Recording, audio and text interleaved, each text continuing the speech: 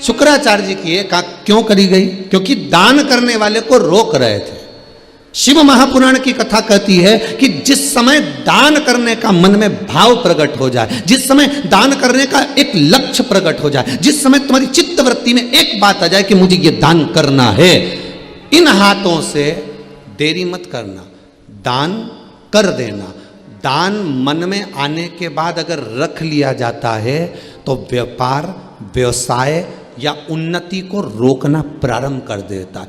जो हमने मन में संकल्प लिया कि मैं ये दान करूंगी, 500 रुपए करूं, 2 रुपए करूं, 50 रुपए करूं, किसी को ये दूंगी वो दूंगी, तो वो पहले दो, क्योंकि वो दान तुम्हारे मन से निकल गया। और वो दान अगर तुम्हारे घर में पड़ा हुआ है 5,000, 10,000, 20,000, 21,000, 1 रुपया, 4 रुपया, 2 रुपया, वो जब तक घर में पड़ा हुआ है तब तक तुम्हारी वृद्धि नहीं करने देगा, तुम्हारी उन्नति को रोकेगा। जिस दिन तुम्हारे मन में दान का भाव हो गया कि अब ये मैंने दान कर दिया है, चाहे कुछ भी हो जाए, इसको मुझे दान करना, भले तुमने अलग निकाल के रख दिया, भले तुमने कपड़े में बांध के रख दिया, भले तुमने गुल्लक में रख दिया कि मैं जाऊंगी जब दूंगी, मैं ये करूंगी जब पहुंचूंगी जब दूंगी, भले निकाल के रखा, पर रखा तो घर में ही है ना। दान अगर एक बार मन से दे दिया जाता है, दान एक बार अगर चित्तवृत्ति से दे दिया जाता है, फिर उसको रखा नहीं जाता, उसको पहुंचाने का प्रयास करना पड़ता है। मैं दे दूं, कैसे भी पहुंच जाए, बस 50 काम छोड़ दो, फिर देखिए आना ही है, फिर पहुंचाना ही है। घर में कोई अड़चन आ रही है, सब दूर पूछ लिया, पंडित जी से भी पूछा, ना जाने क्या हो रहा है, हमारे तरक्की रुकी पड़ी, तो पंडित जी नहीं बोलेंगे कि तूने, पंडित जी बोलेगा तो ये सोचेगी कि बताओ कैसा है, ये तो अपनी अपनी सोच है। पंडित जी नहीं बोलेगा कि तुमने कहीं का दान रख रखा है क्या, या तुमने दान का संकल्प लिया था क्या, या कोई देने की बात करी थी क्या, या मन में तुम्हारे विचार आया था क्या, तो वो तुम्हारा रखा है, इसलिए ये तरक्की, ये उन्नति, ये वृद्धि रुक रही। दान पहले कर।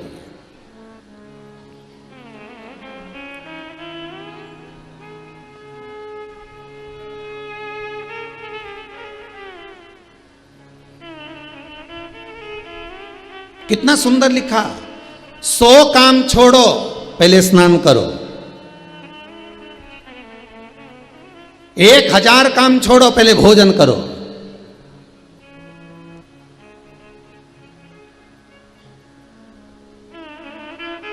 और 1 करोड़ काम छोड़ो पहले दान करो, और 10 करोड़ काम छोड़ो पहले भगवान का भजन करो। ये मौका नहीं है, छोड़ते चलो। 50 काम छोड़ना है, पहले भगवान का भजन इन श्वासों से, इन धड़कनों से, इन हृदय से, इन चित्त से, इस वृत्ति से हो।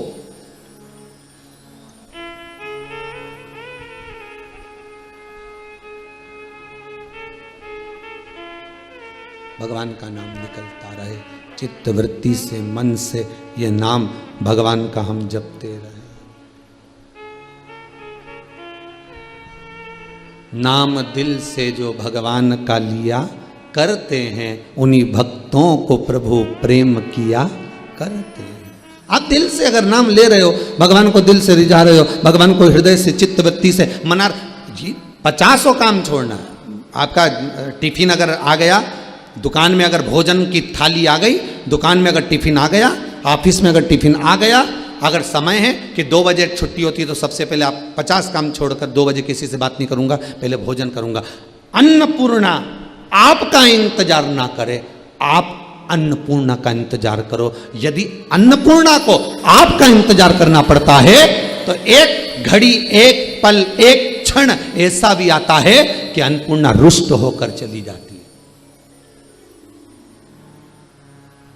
कई लोगों की आदत रहती है, सामने पत्नी ने थाली लगा दी, मम्मी ने थाली लगा दी, बच्चा मोबाइल लेकर बैठा है, बस अभी 1 मिनट, बस ये पोस्ट और कर दो, बस 1 मिनट ये काम और कर दो, और कंप्यूटर लेकर बैठा, लैपटॉप लेकर बैठा हुआ। 50 काम छोड़ो,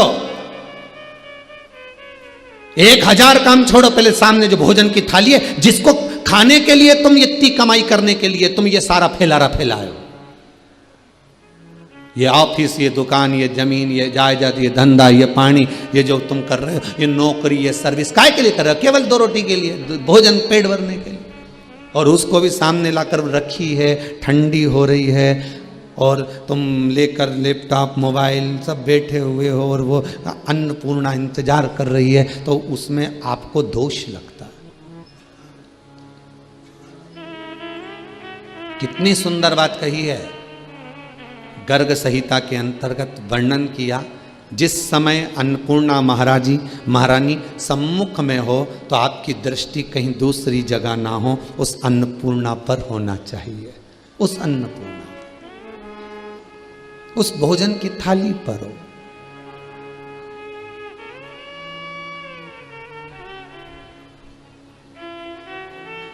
कई लोगों की आदत है, इधर अखबार खोल के बैठ गए, भोजन करते करते अखबार भी पढ़ रहे हैं, भोजन करते करते मोबाइल भी चला रहे हैं, भोजन करते करते टीवी देख रहे हैं।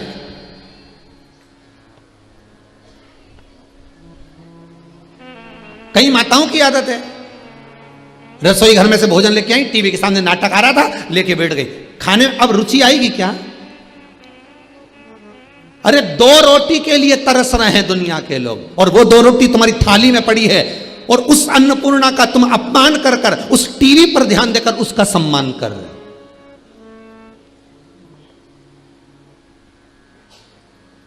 मोबाइल चला रहे हैं, सामने भोजन की थाली रखी है, बात कर रहे, सामने भोजन की थाली रखी है।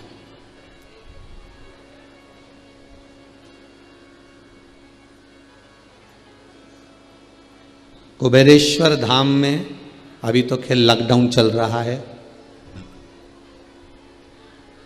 परमिशन नहीं, पर जब भी संपूर्ण विश्व जब कोरोना महामारी से बाहर निकल जाए, तब जब आप कुबेरेश्वर धाम आए, सीता रसोई में जाकर, अन्नपूर्णा रसोई में जाकर जब आप भोजन करेंगे, तो वहाँ पर जो भोजन बनाने वाले भंडारी हैं, अगर आप चिल्ला कर बात कर रहे होंगे या मोबाइल पर बात कर रहे होंगे भोजन करते समय, तो वो आपको चिल्ला देंगे, आवाज़ लगा देंगे, मोबाइल बंद करिए, भोजन कर रहे हो ना। इस कुबेरेश्वर धाम में जो 21 हजार रुपए आपने जमा करे हैं, आप आजीवन भोजन भंडारे के सदस्य बने हो। जब यह मंदिर का निर्माण पूर्ण हो जाएगा कुबेरेश्वर धाम का, भोजन भंडारा तो चालू हो चुका है, पर जब मंदिर का निर्माण हो जाएगा, जिन ने 21 हजार रुपए जमा करे हैं आजीवन भोजन भंडारे के, उनका नाम वो शिलालेख पर, एक बड़े से पत्थर पर सबके नाम अंकित हो जाएंगे। तुम्हारे बच्चे कभी आएंगे, अपना नाम पढ़कर गौरवान्वित महसूस करेंगे कि ये तारीख को हमारे पूर्वजों ने भोजन की व्यवस्था कर कर गए हैं। ये अन्नपूर्णा का भोजन।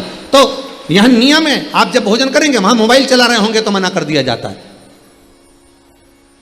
भोजन बनाने वाला भंडारी मना कर देगा, या फिर अंदर जो हरडिया जी रहते हैं वो मना कर देते हैं, नहीं साहब अंदर ना तो मोबाइल चलेगा ना आपकी बात चलेगी, आप तो सीधे भोजन करो, रस तत्व ग्रहण करो, मां अन्नपूर्णा का नाम लो, कुबेर भंडारी का नाम लो, क्योंकि उसके घर का अन्न का भाग जब हम ग्रहण करते हैं, उसके दरबार का जब हम प्रसाद ग्रहण करते हैं, तो मेरा कुबेरेश्वर महादेव किसी ना किसी रूप में हमारा भी कल्याण कर ही देता है। ये उसकी कृपा है, ये उसकी दया।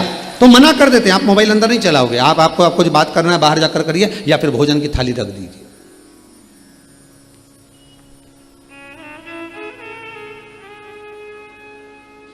अन्नपूर्णा पर ध्यान देकर, जिसके लिए तरस रहे साहब, तरस रहे।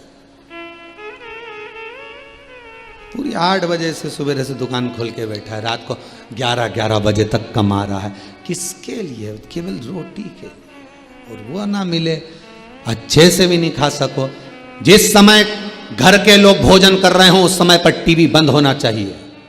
जिस समय पर तुम्हारे यहां पर कोई विशेष अतिथि आया हो, उस समय पर टीवी बंद होना चाहिए। जिस समय पर तुम्हारे यहां कोई मेहमान आया हो, उस समय पर कितना भी अच्छा सीरियल आ रहा हो, कितना भी अच्छा नाटक आ रहा हो, टीवी बंद होना चाहिए।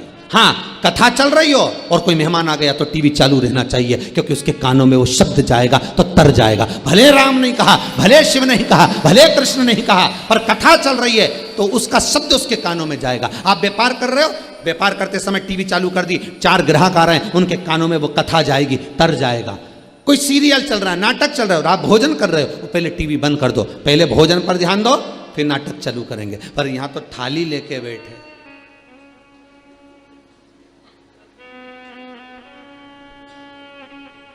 कुमकुम भा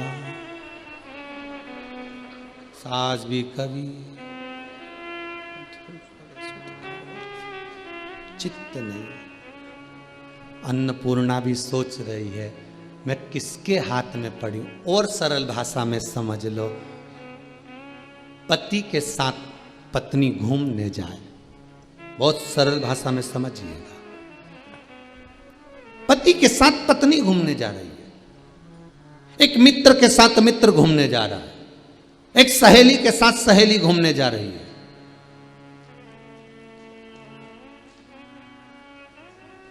और तुम बात करते हुए जा रहे हो उससे, और उसका मन तुम में नहीं है और वो मोबाइल चला रहा हो, तो तुम्हें कैसा लगेगा? सत्य बताना ईमानदारी से। पति के साथ तुम घूमने जा रही हो, अपनी सहेली के साथ मार्केट करने जा रही हो, अपने दोस्त के साथ आप शॉपिंग करने जा रहे हो, और दोस्त मोबाइल में लगा हुआ है, बस हेडफोन लगाया और मोबाइल में बस, और चला, साथ में गाड़ी भी लेकर गए और दिन भर मोबाइल में लगा, और गए थे बड़े बड़े एंजॉय के हिसाब से, चलो बात करेंगे, आधा घंटा निकालेंगे, मित्रों के साथ बैठेंगे, ये करेंगे। पत्नी भी सोच कर गई थी चलो मेरे को लेकर जा रहे हैं, आज मौका मिला है, घर पर अच्छे से बात नहीं हो पाए, हो सकता है अपन चलेंगे, 2-4 बात होगी पति के साथ। तो वो बेचारी बात करने के लिए बैठी है, वो बेचारा बात करने के लिए बैठा, और ये अपनी सहेली से बात में लगी है, कैसी है। अब वो मन में सोच रहा है कब मोबाइल रखे और कब मुझसे बात करे, और पत्नी की सोच रहा है, पति, और ये मोबाइल। अब चित्त नहीं लग रहा ना, आपका मन नहीं लग रहा ना, तो मन मोटा होगा कि नहीं होगा? आखिरी में मन मोटा होगा कि नहीं होगा? कि बताओ, हमारे साथ गया, हमारी सहेली थी, हमारा दोस्त था, पर मन मोटा। उसी तरह अन्नपूर्णा की थाली तुम्हारे हाथ में है, भोजन तुम्हारे सामने है, और तुम टीवी देख रहे हो, तुम मोबाइल देख रहे हो, तुम हैंडसेट देख रहे हो, तुम मैगजीन पढ़ रहे हो, तुम अखबार पढ़ रहे हो, और वो अन्नपूर्णा तुम्हारे सामने है, तो अन्नपूर्णा का अपमान होगा कि नहीं होगा? दूसरी बार तुम्हारी पत्नी तुम्हारे साथ घूमने जाएगी क्या? पहले कह देगी या तो मोबाइल रख लो या मुझे रख लो। सहेली बोलेगी कि नहीं बोलेगी? सहेली बोलेगी कि नहीं बोलेगी कि मेरे साथ चल रही है तो देख मोबाइल घर पे छोड़कर चल, या लेके चल रही है तो देख बात मत करना। दोस्त भी कह देगा, दिन भर तो कानों में ये लगा के रखता है और मोबाइल चलाते रहता है, कम से कम दोस्तों से मिलने आए तो थोड़ी देर तो अच्छे से मिल, इसके बाद चालू कर ले। तो थोड़ी देर के लिए, अन्नपूर्णा के लिए, भोजन के लिए, उस अन्न माता के लिए अपनी ये टीवी, अपना ये हैंडसेट, अपना ये मोबाइल, अपना ये लैपटॉप, अपना ये कंप्यूटर छोड़कर 15 मिनट, ज़्यादा से ज़्यादा 20 मिनट में भोजन हो जाता है। उस अन्नपूर्णा को समय दो, तो वो अन्नपूर्णा जब शरीर में जाती है तो रोग उत्पन्न नहीं करती। और रोग कौन सी अन्नपूर्णा उत्पन्न करती है वो भी समझ लीजिए, तुम उसको समय नहीं दे रहे। रोग कौन उत्पन्न कर रहा है? घर पे आके झगड़ा कौन करेगी? तुमने जिसको लेकर गए तो समय नहीं दिया, झगड़ा वो करेगी। उसी तरह टीवी देख देख कर भोजन करो, डायबिटीज होगी, टीवी देख देख कर भोजन करिए, बीपी शुगर सब होगा। यहां तक शास्त्र कहता है कि टीवी देखकर भोजन करने वालों की हेल्थ बढ़ती चली जाती है। बोलते कि नहीं बोलते? बच्चा अगर टीवी देख रहा है और भोजन कर रहा है तो उसकी हेल्थ बढ़ती चली जाएगी, रोग बढ़ते चले जाएगा। मोबाइल देखकर भोजन कर रहे हो, रोग बढ़ता चले जाएगा, क्योंकि ध्यान नहीं रहता, और वो वसा के रूप में काम करती। और अगर हमने सब दूर से त्याग कर रस तत्व को ग्रहण करा है, भोजन का रस ग्रहण करा है, तो वो अन्नपूर्णा, जिसका अन्न उदर में जा रहा है, वो हजारों औषधियों के बराबर हो जाता है, औषधि के रूप में हो जाता है। पर हम त्याग रहे हैं, हम त्याग रहे हैं। भगवान वामन का चरित्र कर रहा है, नहीं चाहिए हमको तो 3 पग भूमि चाहिए। 3 पग भूमि नाप लीजिए, दान करने का मौका मिले दान करिए। शुक्राचार्य जी ने दान को रोका था, इसलिए कहा चलिए कि दान, पुण्य, कीर्तन, सत्संग जो करना है समय पर करो, कल पर मत टालो।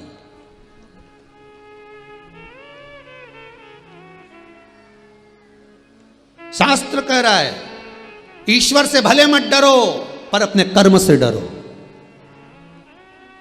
किससे डरना है? कर्म से। ईश्वर तो माफ कर सकता है, गुरु से नहीं डरना, मत डरो, गुरु माफ कर सकता है। माता पिता से नहीं डरना, मत डरो, माता पिता माफ कर सकते हैं। घर के बुजुर्गों से नहीं डरना, मत डरो, घर के बुजुर्ग माफ कर सकते हैं। परमात्मा से नहीं डरना, मत डरो, परमात्मा माफ कर सकता है। पर कर्म मनुष्य का कभी माफ नहीं करता, वो तो भुगताता है, भोगना तो पड़ता है, चाहे रोके भोगो चाहे हंस कर भोगो। गुरु माफ कर देगा, ईश्वर माफ कर देगा, शंकर माफ कर देगा, पर कर्म कभी माफ नहीं करेगा, कर्म तो भुगताएगा। जैसी करनी करोगे वैसा भोगना पड़ेगा। सियोर वाला महाराज तो यहाँ टीवी के सामने आस्था चैनल पर बोल देगा कि भैया भोजन, टीवी बंद कर देना चाहिए, भोजन करते समय नाटक बंद कर देना चाहिए, भोजन, हाँ अगर भजन आ रहे हो, हाँ अगर कथा चल रही हो और उस समय पर आप भोजन कर रहे हो, बिल्कुल पहले का नियम था। पहले जब पति भोजन करता था, बेटा जब भोजन करता था माँ पल्लू झेलती थी, बोलो सही है कि गलत है, पंखा झेलती थी और झेलकर फिर माँ प्रेम से भोजन कराती थी। कोई भजन गा लेती थी, पत्नी कोई गुनगुना लेती थी, कोई जब गुरुजन भोजन करते, आज भी नियम है, ब्राह्मण सदगुरु जब भोजन करने बैठते हैं तो जो शिष्य होते हैं वो मंत्रों की ध्वनि करते हैं, स्मरण करते हैं, भजन गाते हैं, नाम जाप करते हैं।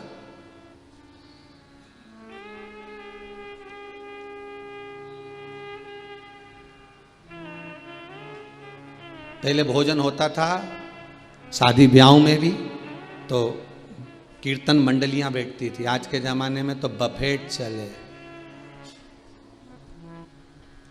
और गाना चले थारी अखियां का जो जादू।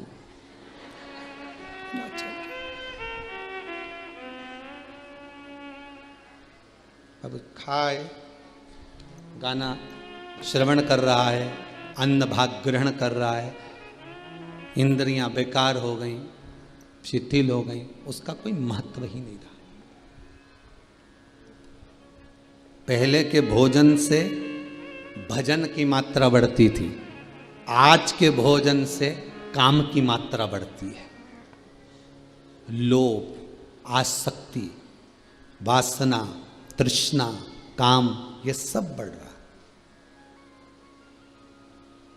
सब। थोड़ा चेंज कर कर तो देखो, थोड़ा सा तो बदल कर देखो कि आज से मैं नियम लेता हूं, श्रावण का दूसरा सोमवार 1 वर्ष तक का नियम ले लो, तुम ज्यादा मत लो, 1 महीने का नियम ले लो कि 1 महीना, 1 वर्ष, 6 महीना, 4 महीना, चतुर्मास का 4 महीना मैं टीवी देखकर भोजन नहीं करूंगा, मैं टीवी देखकर भोजन नहीं करूंगी। फिर उसका जो असर होगा वो देखिए, रोग बीमारी कम होती है कि नहीं होती, और मन भगवान में लगता है कि नहीं लगता, खुद मालूम पड़ जाएगा। क्योंकि अन्नपूर्णा अपना असर देना प्रारंभ कर देगी, अन्नपूर्णा अपना रस देना प्रारंभ कर देगी।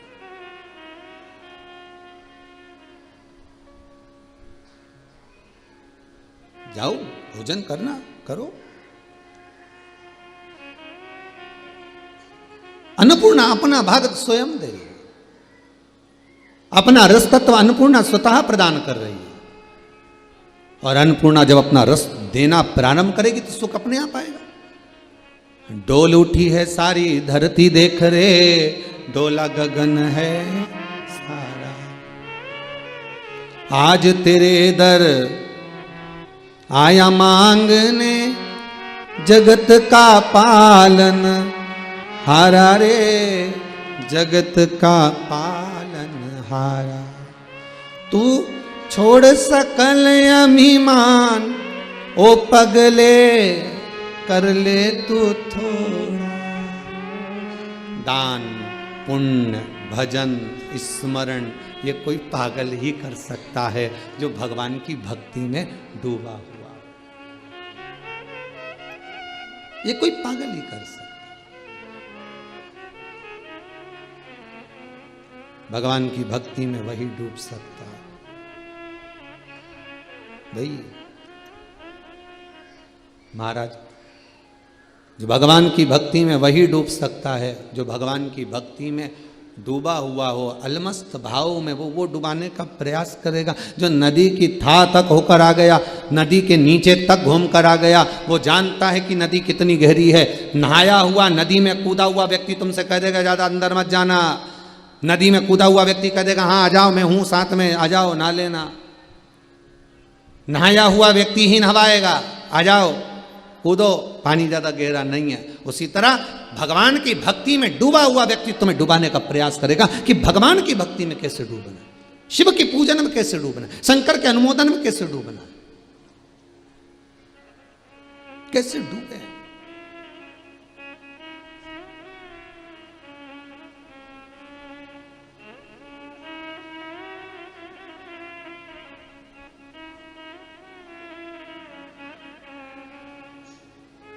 और जब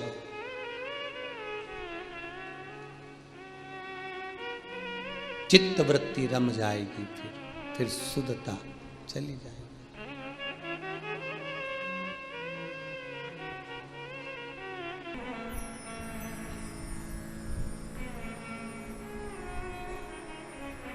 अरे क्यों जाते हो शंकर जी के मंदिर में? कोई तुमसे पूछ ले तो क्या जवाब दोगे? बोलो रे, जल्दी से बोलो। जितने आस्था के सामने बैठे हो, कथा सुन रहे हो, फेसबुक यूट्यूब पर श्रवण कर रहे हो, जितने भी कथा का रसपान कर रहे हैं, दिल से बोलो। अगर कोई तुमसे पूछ ले मंदिर काहे के लिए जाते हो, तो क्या जवाब दो? अरे महाराज, भगवान की पूजन करने जाते हैं, दिया लगाने जाते हैं, आरती करने जाते हैं, भगवान को दोक लगाने जाते हैं, भगवान को प्रणाम करने जाते हैं, भगवान को नमन करने जाते हैं। अच्छा, पर शिव पुराण तो कहती है कि मंदिर क्यों जाया जाता है, किस लिए जाते हैं? तो कहा मंदिर केवल भगवान को तुम नमन करने नहीं जा रहे हो, भगवान को प्रणाम करने नहीं जा रहे। प्रणाम तो तुम घर के मंदिर में भी कर लेते हो। बोलो तो सही है कि गलत है? घर के मंदिर में भी नमन कर लेते हो, फिर मंदिर क्यों जा रहे हो?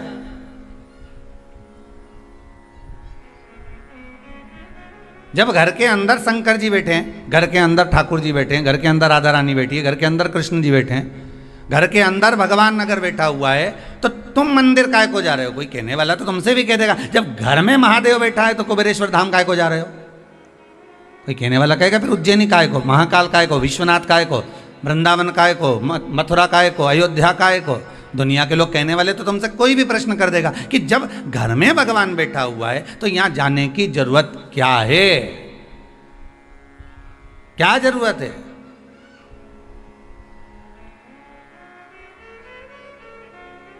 तो उनको समझाने के लिए एक बात पहले भी कही, आज फिर कहते हैं कि गाड़ी की हवा निकल जाए तो तुम किसी से पूछो कि भैया हमारी गाड़ी की हवा निकल गई है। अच्छा, तो फिर हवा कहाँ मिलेगी? तो पास में खड़ा हुआ व्यक्ति कहेगा हवा ही तो है, चारों तरफ हवा। नहीं नहीं, हमको हवा चाहिए। तो ये हवा नहीं है क्या? नहीं, हमको गाड़ी के लिए चाहिए। अच्छा, फिर किसी के पास गए, भैया वो हवा गाड़ी की निकल गई है। उसने कहा गाड़ी की निकली, लोगों की निकल जाती है।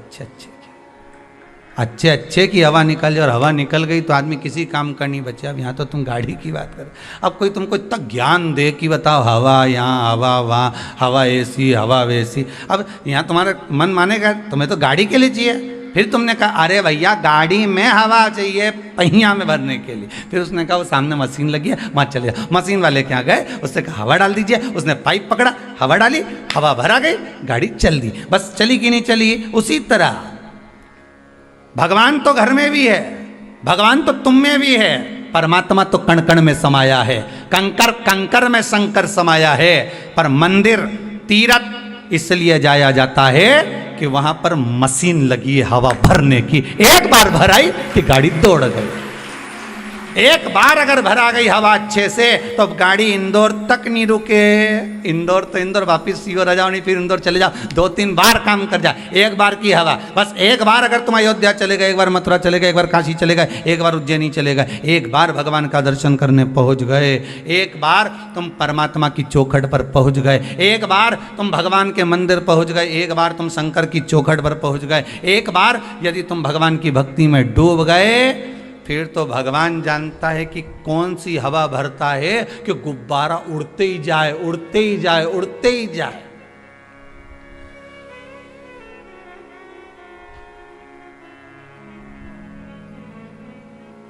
पतंग उड़े आकाश माने डोर थारा हाथ मां, ओ शंभो मारी पतंग ऊंची राखना, भोले बाबा मारी पतंग ऊंची राख। भगवान फिर कितना ऊंचा उड़ा रहा है, ये उसके हाथ में।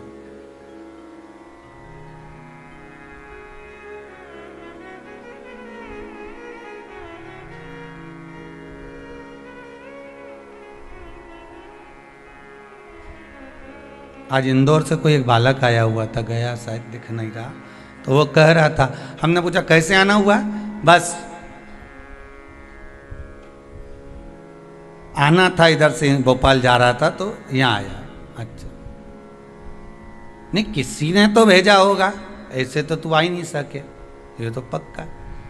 हाँ हमारी माता जी कह रही थी अगर तू भोपाल जा रहा है तो सीहोर पड़ेगा, उसके पहले 9 किलोमीटर पहले कुबेरेश्वर धाम पड़ेगा, भले अभी शंकर जी नहीं बैठे पर चलेगा।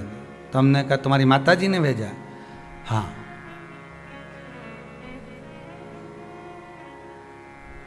किस काम के लिए जा रहे थे?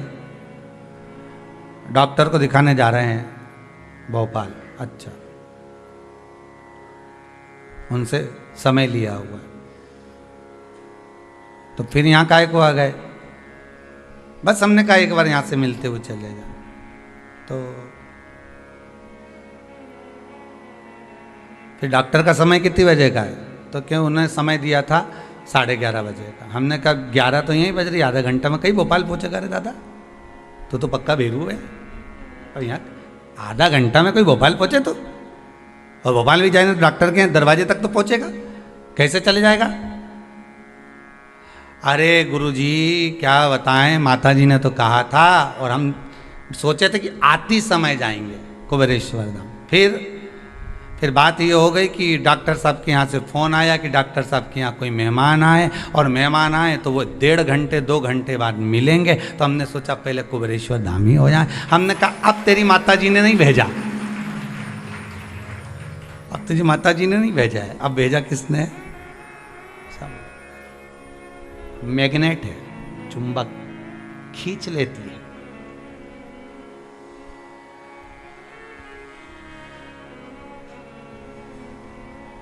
शिव वो मैग्नेट है, शंकर वो चुंबक है जो एक बार शिव महापुराण की कथा में रम गया, एक बार शंकर की कथा में अकेला लग गया, अकेला।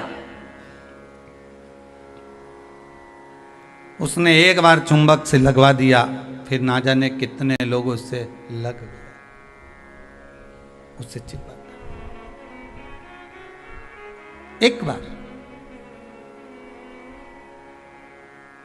दुनिया क्या कहे हमें उससे मतलब नहीं होना चाहिए। बस इतना याद रखो कि मेरा देव अधिदेव महादेव कैसे रहे। दुनिया के लोग कहेंगे चंदन लगा लिया, दुनिया के लोग कहेंगे बताओ त्रिपुंड लगा लिया, दुनिया के लोग कहेंगे कहाँ अंधविश्वास में पड़े हो, कोई कथा भागवत सत्संग स्मरण से कुछ होता है क्या? क्यों नहीं होता?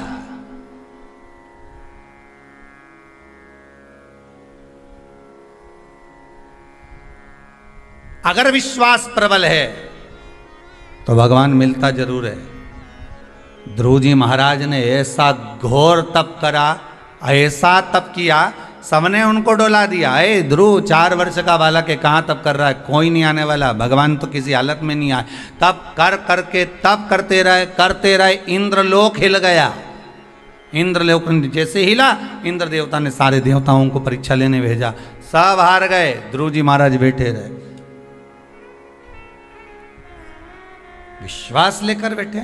और विश्वास क्या करा था ध्रुव जी महाराज ने? केवल एक विश्वास करा था अपनी माता के वचन पर। माँ ने क्या कहा था? किसके लिए रो रहा है? पिता की गोद में बैठने के लिए। माँ, मुझे छोटी माँ ने गोदी से नीचे उतार दिया, और माँ कहती है पिता की गोद में बैठने के लिए रो रहा है। ध्रुव, धिक्कार है तेरे जीवन को जो पिता की गोद में बैठने के लिए रो रहा है। अगर रोना है तो परमात्मा की गोद में बैठने के लिए रो, जिसकी गोद से कभी कोई नीचे नहीं उतरता। पिता की गोद में थोड़ी देर बैठोगे नीचे उतरना पड़ेगा, माता की गोद में थोड़ी देर बैठोगे नीचे उतरना पड़ेगा। बैठे बैठे माँ भी अपनी गोद में कितनी देर बच्चे को रखेगी? एक दिन नीचे उतार देगी। पिता भी एक दिन गोदी से उतार देगा। अगर बैठना है तो परमात्मा की गोद में बैठ। तो ध्रुव जी महाराज ने पूछ लिया था, माँ वो परमात्मा कहाँ मिलेगा? तो कहा ये पूछ के कहाँ नहीं मिलेगा? सर्वस्व, हर जगह, कंकर में, डाली में, पशु में, पक्षी में, जलचर में, थलचर में, वायुचर में, सब जगह परमात्मा है। तो मैं कहाँ जाऊँ भगवान को ढूंढने? तो माता ने कह दिया तेरी मर्जी पड़े, जा जा, तो जंगल में चले जाऊँ, तेरी मर्जी हो, जा। अब आप में से कितनी माताएं हैं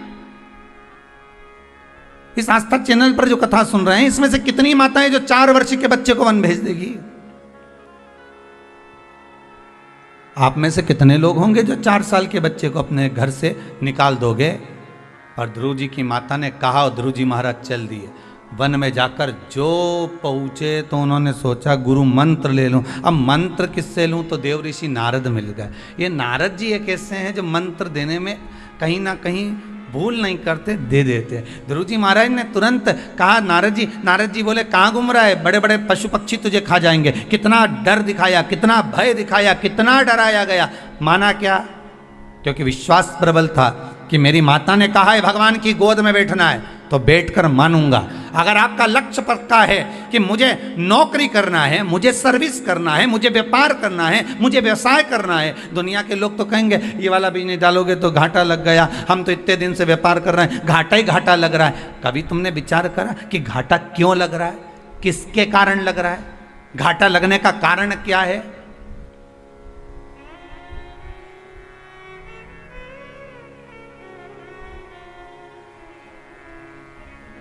क्यों कर्जे में डूबते जा रहे हो, क्यों घाटे में जा रहे हो? घाटा लगने का कारण क्या है? कर्जा होने का कारण क्या होता है मालूम है आपको? कर्जा होने का कारण ये है अपनी शान सत्ता को, अपनी शोहरत को दुनिया तक ले जाकर दिखाना, अधिक खर्च करना, जोड़ना कम, कमाना कम, और खर्च अधिक कर्जे का कारण। कई लोग कहते हैं गुरुजी हमने तो हमारी बेटी की शादी करना थी इसलिए कर्जा हो गया। बेटी ने कहा था कर्जा करो? जो लड़के वाले धन मांगे क्यों दो बेटी ऐसे घर में कि कर्जा करना पड़े? बेटी के भाग्य में अगर सुख लिखा है तो सुख मिलेगा, उसके किस्मत में दुख लिखा है तो दुख मिलेगा। अच्छा खूब पेट्रोल पंप देखा, गाड़ी देखी, बंगला देखा, भाग्य में भी तो गाड़ी बंगला होना चाहिए, भाग्य में भी तो पेट्रोल पंप होना चाहिए, भाग्य में भी तो जमीन जायदाद होना चाहिए। वो कहां से लेकर आओगे? कर्जा हो गया तो हो जाने दो, तो भी कथा कह रही है। व्यापार में घाटा जा रहा है तो भी कथा कह रही है, घबराना नहीं है अपने को, बिल्कुल नहीं घबराना अपने। ऐसा कोई मनुष्य संसार में दिखा दो जिसको दुख नहीं हो, जिसको दुख नहीं हो। एक संत तालाब के किनारे बैठकर तप कर रहे हैं, उनको दुनिया के लोग कहते कितना जोरदार संत है, इसको कोई दुख नहीं है। वो तप कर रहा था, वहीं पे एक बगुला आ गया मछली को पकड़ने के लिए। संत ने देख लिया, आंखें खोल के बगुला को भगा दिया। संत 2-1 साल बाद मर गए, प्राण छूट गए। ऊपर गए तो कहा इनको नरक में पटक दो। तो संत ने कहा हमने क्या बुरा काम करा, राम राम जपा, कृष्ण नाम जपा, भगवान का भजन किया, और तुम कह रहे हो कि नरक में भेजा?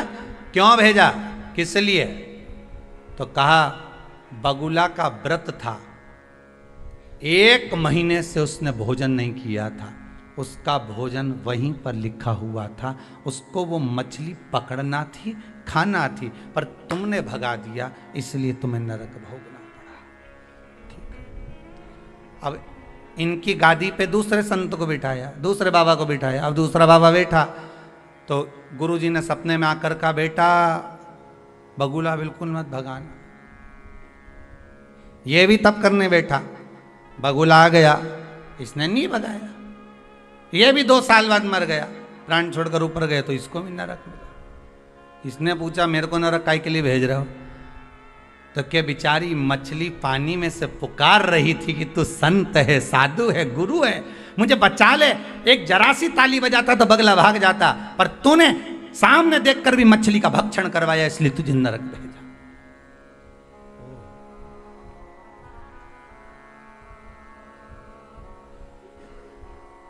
इसकी गादी पे तीसरे संत को बिठाया। ये भी तप करने गया। एक रात्रि पहले इनके गुरुजी ने भी कह दिया चक्कर में मत पड़ना, बगुला के चक्कर में हम दोनों नरक में बेटा, चिंता मत करना, ना भगाना ना खाने देना। जैसे ही बगुला आए तो आंख बंद करके राम राम गा, बस कुछ मत कर, यही शिव पुराण की कथा कहती है। उसने ना तो बगुला आया भी, ना भगाया, ना खाने दिया, वे तो बैठा भजन करता रहा, स्मरण करता रहा। वो आया चले गया, अपना काम करेगा। जो ललाट पर लिखा, बगुले को जैसा लिखा होगा वो परमात्मा ने लिख दिया।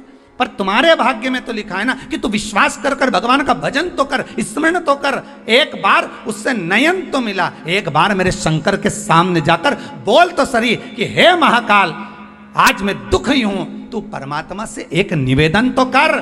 बस तुम लोग तो बगुला भगाने में लगे हो। कर्जा हो गया, कर्जा हो गया, अब कर्जा हो गया, फिर व्यापार नहीं चल रहा, व्यापार नहीं चल रहा। अब सारी दुनिया में डोंडी पीटी आओगे तो कोई व्यापार चलेगा क्या? बोलो तो सही।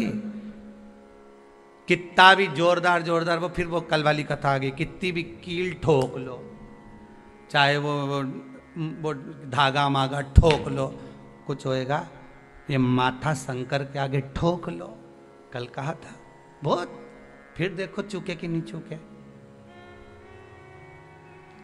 ये तो ठोके नहीं।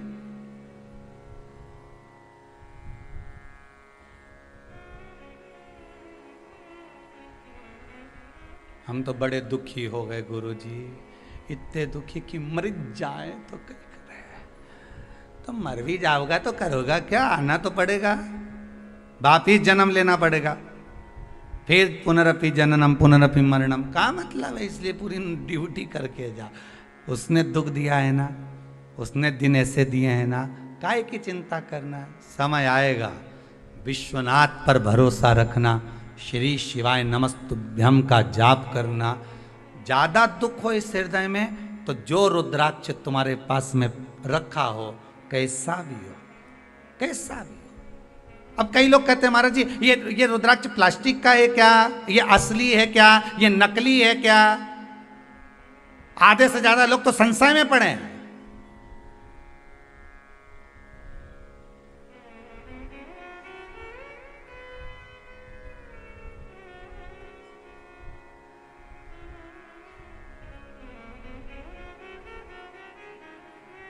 आधे से ज्यादा लोग संशय में पड़े हुए कि ये असली है क्या, ये नकली है क्या?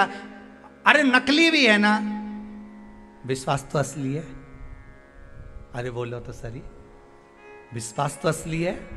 जहर का प्याला राणा जी ने ला कर दिया। मीरा भाई कहती है वारे प्रभु, आज सवेरे सवेरे खीर मिल गई, गजब करा रे मेरे सावरिया। अब राणा जी तो मुस्कुरा के बोल रहे, इतना हलाहल विष दिया है मीरा को। और मीरा कह रही आज भगवान के भोग लगाने के लिए खीर आ गई है। कौन सा त्योहार है आज जो खीर आई है? तो मीराबाई के याद आया त्योहार में बार तो कुछ भी नहीं है, पर बना ली होगी खीर, इसलिए प्रसाद में आ गई। मीराबाई ने वही विश्वास था, भगवान के सामने रख दिया, कटोरा लेके बैठ गई और सांवरिया जी से क्या खाओ। तो रुक्मणी जी पूछ रही प्रभु आज तो आपने मीरा जी के यहाँ जाने में बहुत देरी कर दी। भगवान बोले जाने में देरी नहीं करूं तो क्या करूं? ये तो पूतना की बेन बने जा रही। एक आई थी पूतना, तुरंत आई, विष पिलाना चालू कर दी, और ये आई तो खीर का कटोरा ले आई। बताओ अब क्या करूं? तो रुक्मणी जी बोली कि पूतना को भी तो आपने मातृत्व लोक दिया था, तो मीराबाई के लिए क्या कुछ नहीं कर सकते?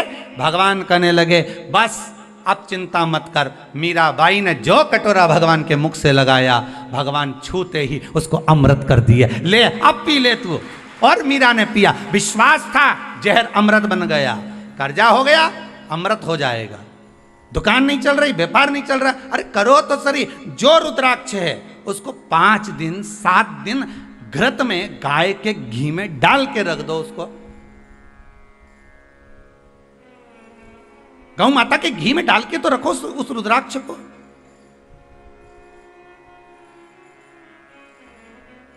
असली है कि नकली? अब हम कह दें कि हमें तो यही पता नहीं है कि तुम असली हो कि नकली। अब संसार है दादा, ये तो ये बात तो कह नहीं सकते। हीरा को परखइयो राम, कोई नहीं रहे। तुम्हारे हाथ में जो हीरे की अंगूठी है, किसी व्यक्ति को ले जाकर दिखा देना। एक सुनार को दिखाओगे, हाँ है अच्छी तो है परंतु ये इतनी कीमत की। हाँ तुम कितना बता रहे हो? तो क्या हमारी कीमत मत पूछो, तुम तो ये बताओ कितना का पुखराज है। अब पुखराज ऐसा लग रहा है कि देखा दाखी करके बोले 5-1 हज़ार रुपये का तो होगा।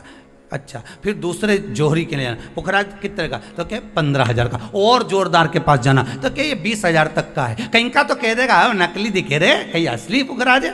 हीरे की अंगूठी पहनने वालों के भी हीरे को अगर भाव लगा पूरी दुनिया में मालूम करके देखो, अलग अलग जगह पर जाकर मालूम करना है हीरे की, ये कोई ठीक नहीं दिखता, कोई ठीक नहीं, पर कोई परखदार मिल जाएगा ले जाएगा, कहीं लाखों का हीरा है। बस विश्वास अगर पक्का है, असली और नकली के चक्कर में मत पड़िए।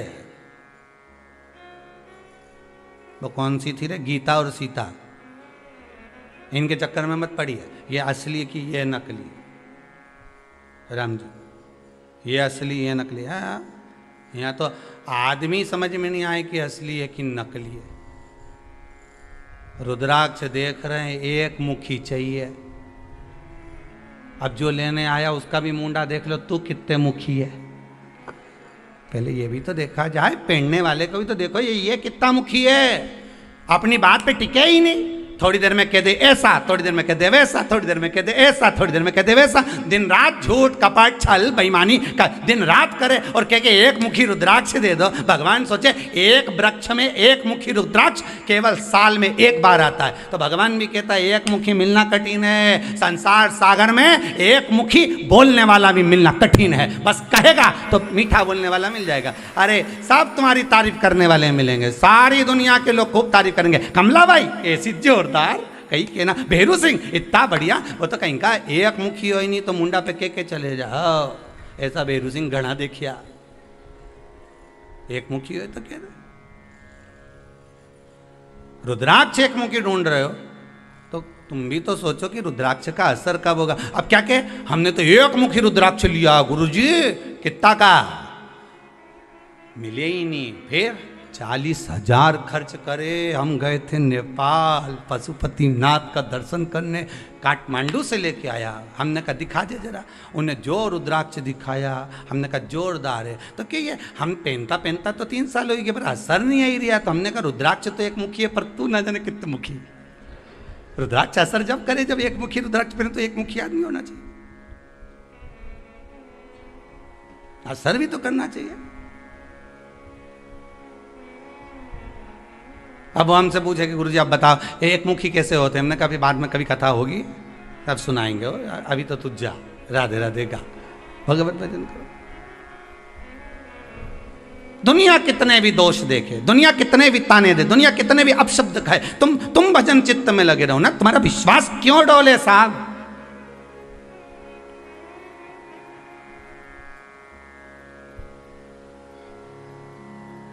तुम्हारा भरोसा क्यों डोलना चाहिए, तुम्हारा विश्वास क्यों डोलना चाहिए।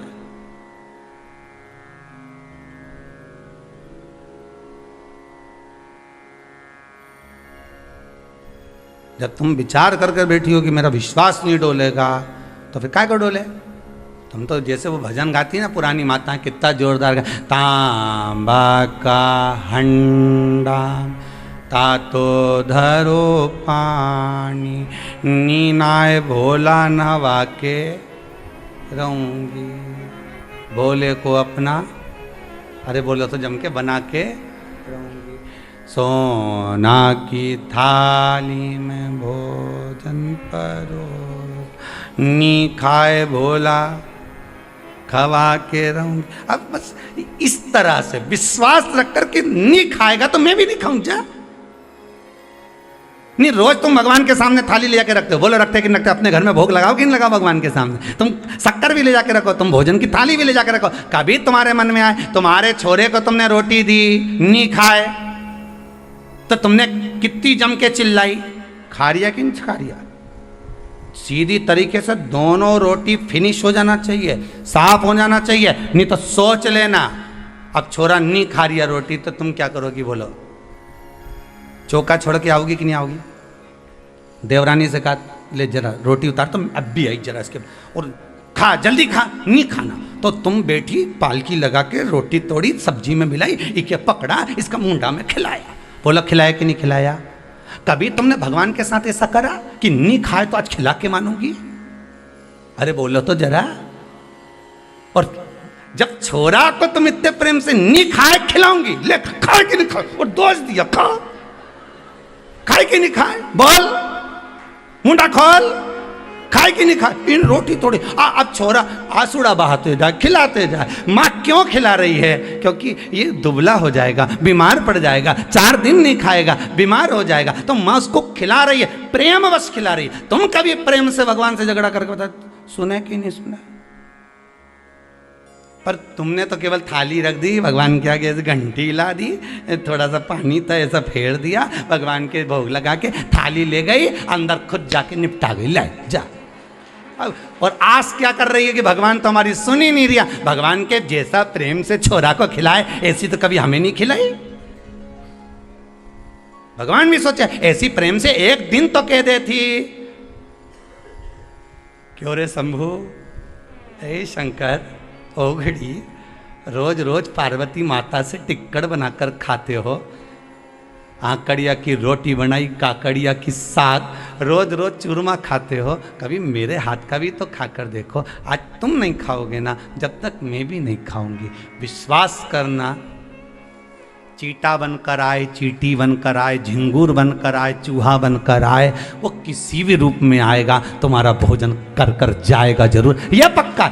विश्वास होगा तो परमात्मा। अब क्या कि हमारे तो बस कुछ ऐसा हो जाए कि भगवान हमारा ये सारा दुख समाप्त हो जाए। भगवान तो बोले मैं तो दुख समाप्त करने के लिए आया। सही है कि गलत है? भगवान क्या करे? भगवान तो दुख ही समाप्त करे। पर तुम्हारा विश्वास भी तो जागृत करो। कभी तो क्यों, जैसे छोरा के क्यों कि खाए कि नहीं खाए, कभी तो क्यों ओके कितने प्रेम से खिलाए। रसोई घर छोड़ के आ गई, 10 काम छोड़ा, पटका, तब जाके उसको खिलाया। और नहीं खाए तो भी नहीं खाए तो उसके मिस मिस के खूब मुंडा में भर भर के खिलाया। भगवान भी ऐसी आस लगा के बैठे कि हूं तो तेरा ही, एक दिन तो दिल से खिला। तेरे यहाँ शादी होती है, सारे मेहमानों के लिए हाथ जोड़ जोड़ कर पूरी रात के 8 बजे से लेके 11-12 बजे तक, जब तक मेहमान आए हाथ जोड़ के खड़ा रहे, लो साफ खाओ, लो साफ खाओ, आओ साफ खाओ, आओ साफ खाओ। कभी मेरे सामने आकर बस एक बार थाली रख के यूं ही कह देता कि प्रभु बहुत दिन हो गए रे, आ और मेरे यहाँ पा, तो मैं दौड़ कर आ जाता। दुर्योधन के मेवा त्यागे, साग विदुर घर खाई, सबसे ऊंची प्रेम सगाई। वो 56 भोग छोड़कर दुर्योधन के घर का वहां पहुंच गया, तो तुम्हारे यहां नहीं आएगा?